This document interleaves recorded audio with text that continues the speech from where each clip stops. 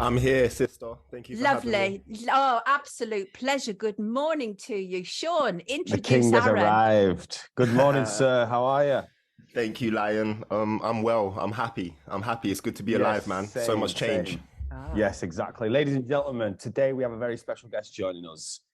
A thought-provoking individual who goes by the name of Aaron, also known as Indigo Child on Instagram. This remarkable soul is an advocate for true sovereignty and a firm believer in being the beneficiary of your birth certificate. His journey has led him to work closely with the principles of the Magna Carta, seeking justice and understanding in this madness that we've kind of been all going through. But Aaron is not only deeply immersed in legal matters, but he is also a dedicated practitioner of Buddhism. So through his spiritual practice, he has found inner peace and wisdom that continue to shape his perspective. And he does a lot of work with the blockchain and understanding how humanity can move forward with the technology to free us up so that we can actually become fully decentralized. So without further ado, Aaron the Indigo Child, welcome to Rise. Woo! Hey, what an introduction. Yeah, Wonderful man. to see you, Aaron. You've got them swooning in the comments. Go proud of yourself, Have will I? you women? Yes, literally. Literally. Oh, man. Yeah. Well, yeah, thank you bro, that was such an incredible introduction. And I think I need to put that on my bio, man. That was amazing. Yeah. Everything from understanding true law, Buddhism, and being a pioneer of the blockchain is kind of where I'm at right now. Yeah. Yeah. Well, that's what I thought. I think after last week, we had somebody on talking about gold. And, you know, I just felt that we have to kind of give both sides of the stories because I don't fully understand. Mm-hmm. And the more I try and learn about this technology, the more I get kind of lost in it. Yeah. So first up, what inspired you to delve into the concept of true sovereignty and becoming the beneficiary of your birth certificate? And how has that understanding shaped where you are now in life? Okay, incredible. So I've always known for about a decade something was wrong. That I wasn't kind of like, I just didn't fit into this matrix system. And then it was obviously 2020 when everything happened with this pandemic, where people globally were starting to look at like where we stand as ordinary people. Do the government have more control over us, for instance? These kind of things. And I met two women called Mandy and Angie. They're called the Magna Carta Sisters on social media, and they absolutely just transformed my life. And I've really started to do a lot of research on the Magna Carta and the difference between legality and lawful situations. And I really recommend people start to research what straw man means, what your straw man is. So when we're born, you know, we're actually considered dead and lost at sea, and they create a corporation in our name and they deal with Mr. Aaron Miller, like, you know, like the legal fiction, the dead person. When a policeman speaks to you on the street and they go, do you understand this? If I say, yes, I understand, I'm now standing under their jurisdiction. I've given all of my sovereignty away. Most people don't question the royal family. They consider themselves sovereign, but it's only because we, the ordinary people, gave them sovereignty. So as these kind of small things, I started to realize, wow, do you know what? We have so much power here if we can only learn how to step into it. So yeah, for me personally, it was kind of the Magna Carta and common law route where I started to see people standing in their power, you know, and saying, you know what, I'm not gonna do these legislations or whatever the government, like these legal things that government require, because actually I'm a living man with blood and flesh, and bun you, I'm not doing that. So yes, I'm not a corporation. Exactly, all of these things. Or, you know, when you go to court, it's actually maritime law. It's all about like they're operating with you in like in a dock. This it's so backwards, king and queen, that when we realize how powerful we really are, when we step into that, and you just said, Sean, becoming the beneficiary of your birth certificate, we are the debtors of our own birth certificate. Do you know that? When you was born, king, if you was born I think it's after 1975, when you're born, you're given £1 million in your trust the day you was born. And then you get 40% of that every year, and it compounds. So we have multi-millions in the trust, in the IRS in America, each of us, where all our birth certificates are held in Washington. So anyway, it's been a journey of becoming the beneficiary of my own birth certificate under the UCC, which I've done, and then educating people to do this themselves. You know, it's about helping. Yeah, I remember. I mean, you've done a lot. I mean, I remember I met you first at Hyde Park and I signed a few, but I mean, you kind of also come from the same background as me. You used to model, you've been in Babylon, we've worked in that belly of the beast. We've seen both sides of it. Yeah. And I think that's what the biggest shift for me has been, kind of like having to realize what industry I was in and go, yo, this isn't where I can lay my soul anymore. Yeah, yeah. Well, bro, you took it quite to a high level. If I'm right, you was an actor, right, in like soaps and Yeah, stuff. And yeah. so did I. You know, I was going to Milan every year, a couple years to do the catwalks. And I guess you're the same as me. It's almost like we was right at the very top, but I never got to experience what it felt like to be right at the very top because Yeah. I'm not a flipping Freemason or some say. You know, you have to do some weird things to get to a higher level. And so obviously something within us stopped us so that we would step back and come with the people. Integrity, Yeah. perhaps. Yes, that's what it is, Sonia. Yeah, man, for real. Yeah, yeah. So in terms of blockchain, sorry, Sonia, if I just run on with this. Go for it. Absolutely. Listen, Aaron, normally I'm like in there, but because Shauna brought you on, I really want to hear what you both have to say in conversation. So it's not that I'm stepping out of it. I'm just observing at this moment. Okay. Go for it, Sean Han. Go for it. So thank you, my darling. So you've said, obviously, that you feel blockchain technology and crypto, you said this to me personally, that you think it is the new Jasara. Oh, 100%. 100%. Can you elaborate on that a little bit for the audience? I think it's very important for people to realize, you know, in this new age faith that's come about, people believe that everyone's going to have access to their trust. This is what Nazara is really about, the idea that we're going to have our bank accounts, we're going to get given like this black card or something, and all of our money from our birth certificate that got stolen from us will just be returned. I'm here to say that's a bold lie and a psyop. We have to work for this. We've got to do the correct paperwork. You've got to do this in sovereignty and lawfully.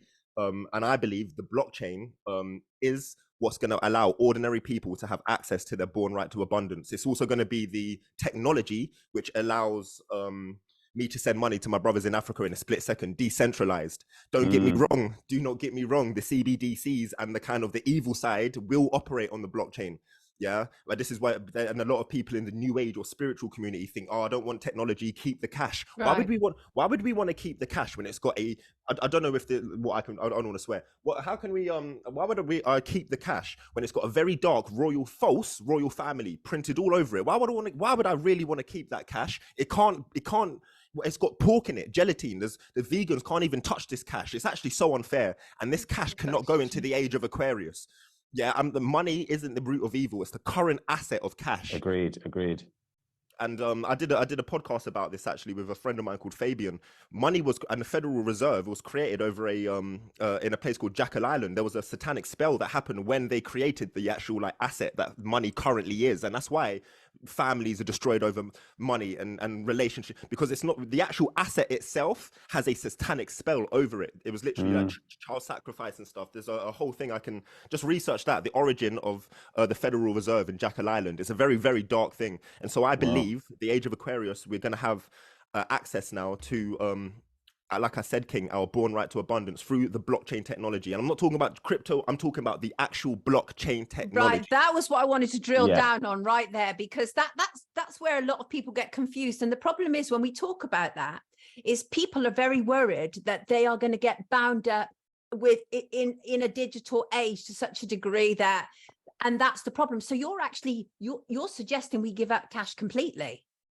Well, I'm saying that we should. I'm not an advocate for giving it up. I'm just saying that I believe cash leaving is part of the age of Aquarius coming in this new age, because blockchain, for instance, is totally transparent. Cash, it isn't. A lot of people that my personal friends that want to keep cash, it's because they're the drug dealers. It's because there's something going on that they want a bit of secrecy, which is fine. But you can also have total secrecy and be decentralized on the blockchain. But that's another thing. They people get scared of it. Oh, but Bitcoin is the human trafficking coin. Listen, it's happening right now with money anyway. And we're moving into that time is moving forward. It's faster, by the way. What used to be a minute is like 30 seconds now. So we need to move with technology. We need to embrace it and roll with it and recognize. Yes, there's no stopping it. There's no stopping it at all. It's foolish to think that, we all just go off grid, build some allotments, clap our hands and sing Hare Krishnas. No, it's not that. We've got to do all of that while also this is another thing I want to say. If you want to be a true freedom fighter, you have to have money. You've got to have access to abundance. Why are you going to be a freedom fighter when you've got millions of pounds in the IRS? You're going to turn your back away from that and just clap your hands and be like, no, Jesus is coming. No, get that money, access that, step into your sovereignty and your power. That's what I'm talking. That's why I'm educating people on. I've always thought, even just to pick up on that, I've always thought Jesus was more of a frequency, so that everybody's consciousness will rise to some sort of level of Damn who right, that man. who that man was.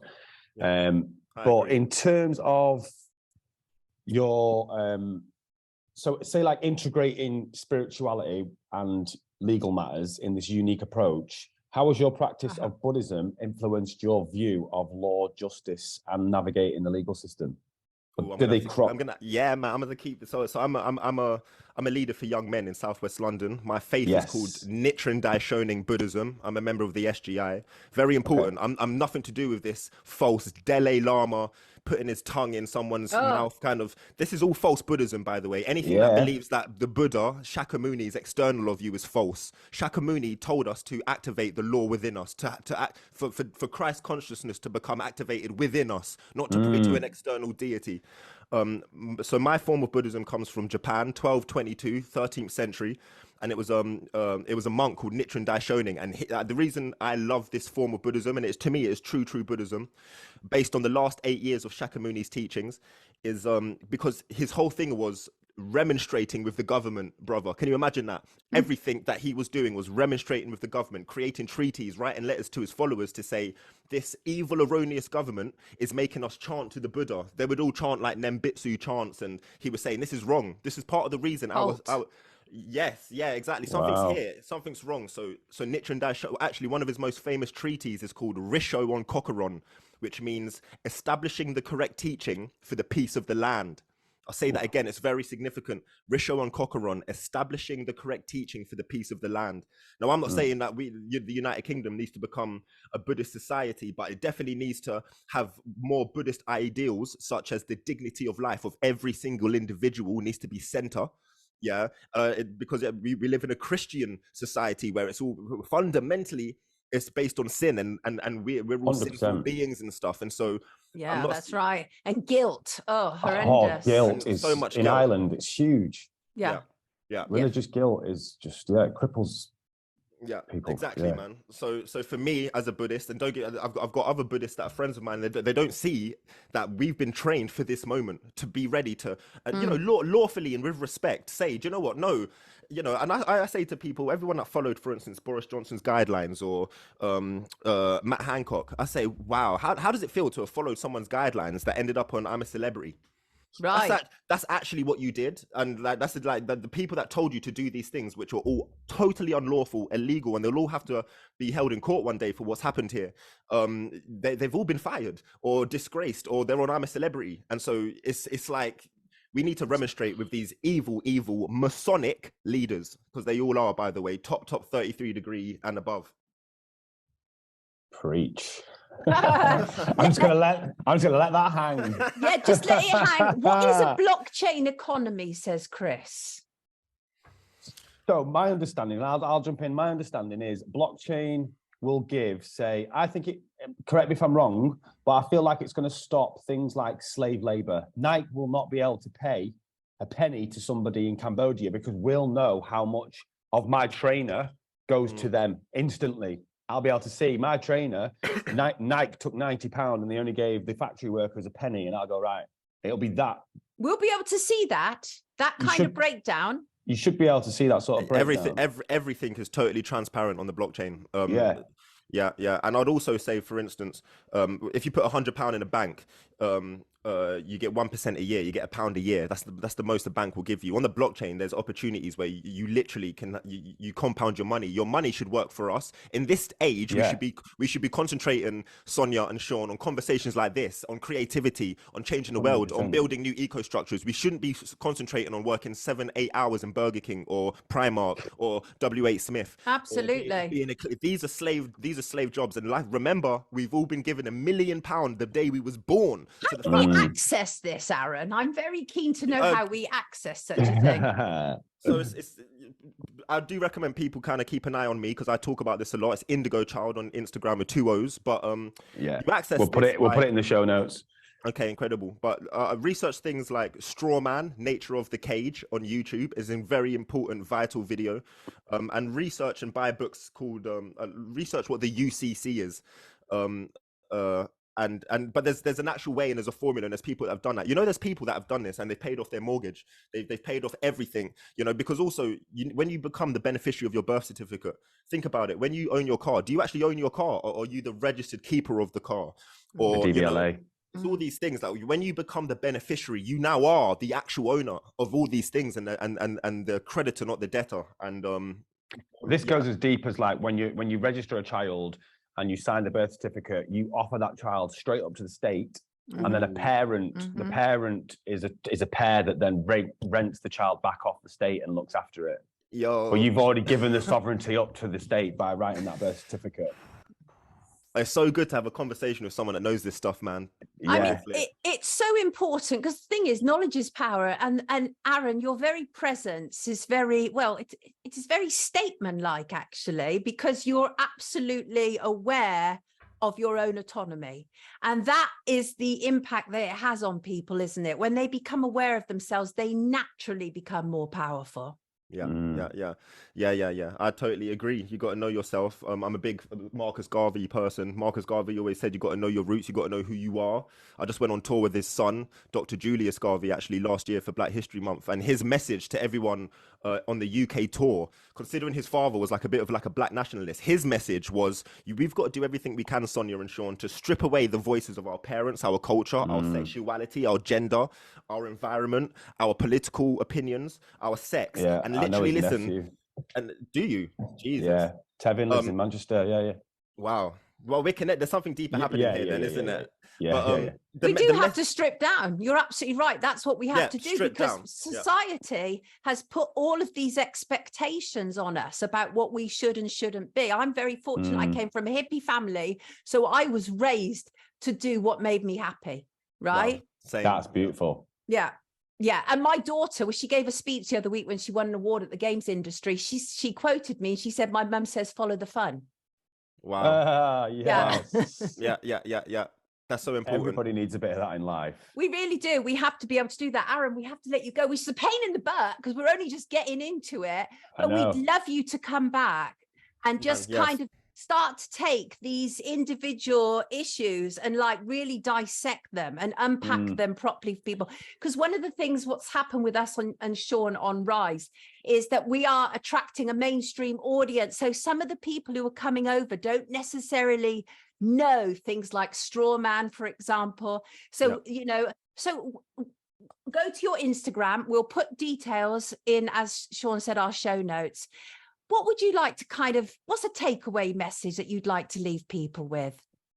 I'd like to say at this time, in a very inauthentic world, the most important thing we can do is be our authentic, vulnerable, raw self. If you're in a relationship with someone, you've been married with them for 30 years and you're having different thoughts, just say it unapologetically, but do it with love, and realize that your unique flair is all that you've got to do to activate Christ consciousness. That's all you've been given. Just be you. You know, if everyone turns right and something's telling you to turn left, do it unapologetically. Be a leader and standing in your own truth. Oh my God. You know what? I mean, I believe in synchronicities. Tomorrow, and depending where you are in the world, is a full moon. And it's all the full moon in particular. It's an Aquarius full moon. It's a sturgeon moon. And it's all about uniqueness. And we started this off saying that our kind of words this week are express yourself. And you've you can't organize this stuff. It just happens naturally. Exactly. So please, everybody, be as unique as Aaron, and you can't go far wrong. They've absolutely loved you in the comments, Aaron, Michelle and Peter and Zoe and Chris. They're just loving you, absolutely loving you. You started us off with a beautiful spiritual vibe. Thank you so much, Aaron. Thank you, guys. The Indigo Child. Take good care of yourself. Have a brilliant week. All the best. Cheers, King. Wonderful. Think outside the box. Says love your guest, Indigo. Guys. Indeed, we love him too. Great.